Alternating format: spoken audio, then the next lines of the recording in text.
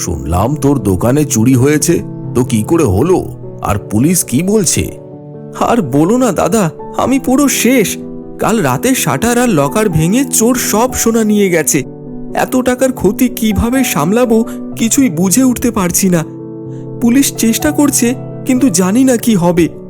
এখন যেভাবে সোনার দাম বেড়েছে তেমনি চুরি ডাকাতিও বাড়ছে, তাই সমস্ত লোকাল থানাগুলি জুয়েলারি শপ মালিকদের নিরাপত্তা ডিভাইস ব্যবহার করার পরামর্শ দিচ্ছে। তুই কি কিছু জানিস?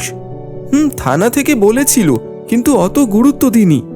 যদি তুই জিওনটেকের সিকিউরিটি ডিভাইস লাগাতিস, তাহলে যে মুহূর্তে চোরেরা শাটার ভাঙার চেষ্টা করত, সে মুহূর্তে ডিভাইস তোর দোকানে একটা জোরে অ্যালার্ম বাজানো শুরু করত এবং তোকে ও তোর চেনা 4 জনকে কল এবং SMS করে ইনফর্ম করে দিত। তুই বা তোরা যতক্ষণ না ফোন ধরতিস ততক্ষণ ডিভাইস তোদের কল করেই যেত। কি বলছো? এরকম ডিভাইসও আছে?